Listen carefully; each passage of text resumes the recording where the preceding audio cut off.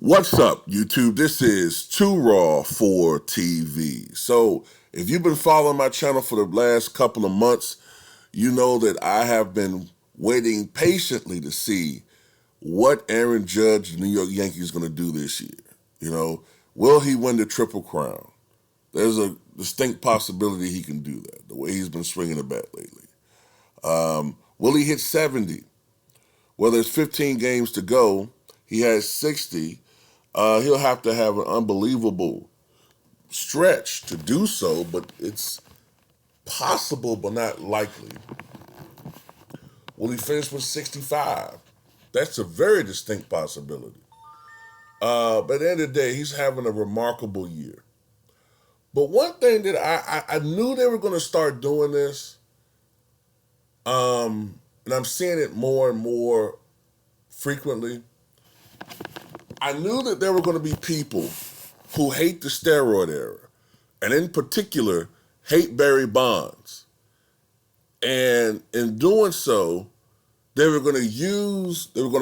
weaponizing Aaron Judge's feat to suddenly try to discredit Barry Bonds. Now, you could say the steroid era, but they're not pointing at Sosa and McGwire. They're pointing squarely and inferring squarely toward Mr. Bonds. Okay? Saying that, hey, his record doesn't matter. As we all know, Roger Maris's family, after initially being very gracious to Mark McGwire, now see his mark as artificial, not the real record, and I guess they feel the same way about Barry Bonds, right? But let me say this, though. First of all, Barry Bonds has never actually been caught using steroids, okay? He's never actually been caught using steroids. Is he suspected of using steroids? Yeah. Do I suspect that he used steroids? Well, look, yeah, probably. But has he ever been caught? Nope. So,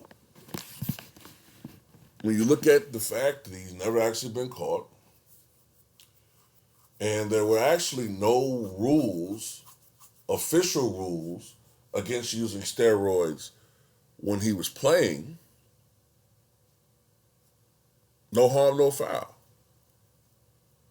Because I don't like when people go down that slippery slope of steroids and all that, because then I'm tempted to say this. Well, if you're going to try to erase Barry Bonds from the record book, then how about we start erasing some of these white supremacists who played when they purposely kept black people and people of color out of baseball? When you didn't allow black people, you didn't even allow Asians, you didn't allow Hispanics, you didn't allow any of these people to play.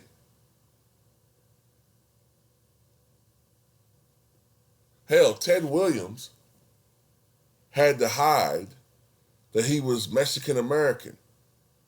He had to hide his heritage, I think, until either near the time he retired or after he retired. Even though part of that was his fault, because I think he was kind of ashamed of his heritage too. So fuck him on that end. But he still had to hide that. So all these people, that played in this era where you kept all types of races out of baseball, their marks are okay. But because you suspect he used steroids, you want to erase him from the record books. No, it's not going to work. First of all,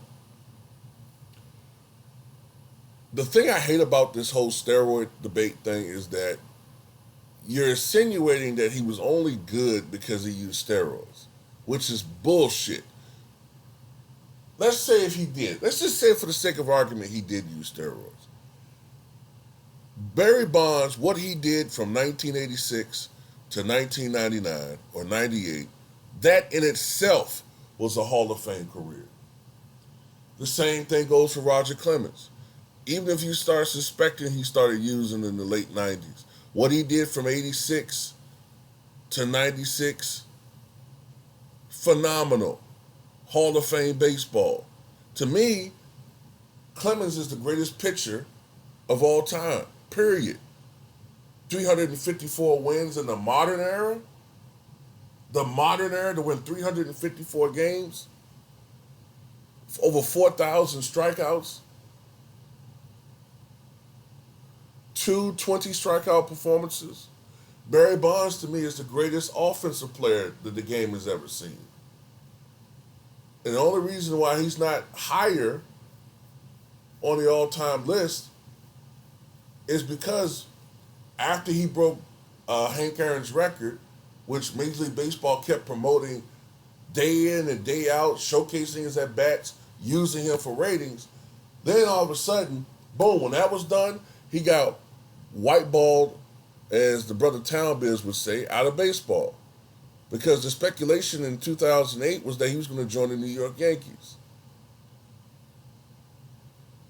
How do you go from being, at that time he was 42 years old, excuse me, 43 years old, I think going on 44, but he still was a serviceable hitter at that age.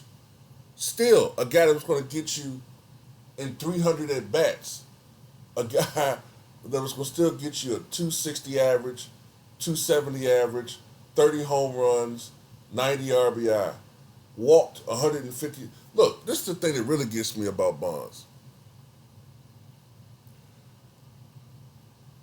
Greg Maddux said recently that the easiest guy to pitch to in baseball, in his opinion, was Barry Bonds, right?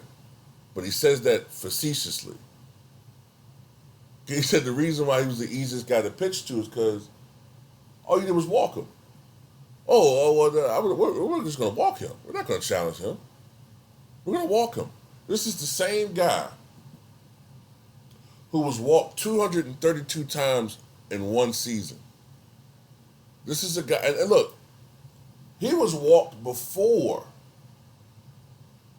he was suspected of using steroids. This is a guy that still was amongst the leaders, if not leading baseball in walks, long before 2001, because he was a threat for power.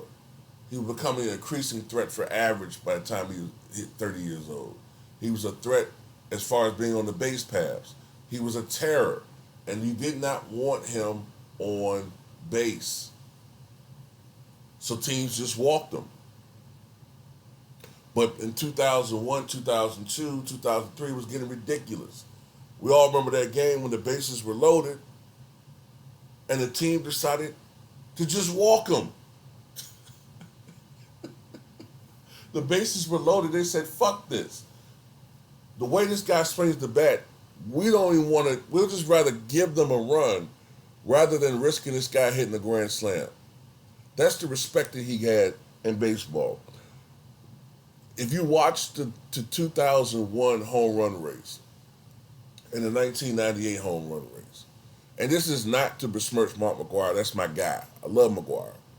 But I'm a person who's honest, and I don't try to let my biases get in the way of telling the truth. Down the stretch of the 2001 season, they were not pitching to Barry Bonds. They were not pitching to him at all. I forget the stat, but I think it was compared to McGwire. I think it was something like, what was the stat? 40-something% of the pitches that Mark McGwire saw in the last month of the season were hittable pitches. 45% or something like that, as opposed to just 19% for Bonds. They were not pitching to him. And he would get one or two good pitches a game or every other game or whatever. And he would not miss these pitches. He had become the most disciplined hitter in baseball. He had seen all of these pitchers. He knew their tendencies. And he had became the ultimate hitter. He had the hitting eye. He developed the hitting eye for Ted Williams, but he had the power now to hit what used to be warning track shots for him out of the stadium. So, yeah, to me, Barry Bonds has the record. 73 home runs is the standard. And remember, he did this in only 476 at bats, which means he hit a home run every 6.52 at bats that year. Insane. They were not pitching to him. So yeah, get out of here with that shit, man. The guy should be in the Hall of Fame any damn way.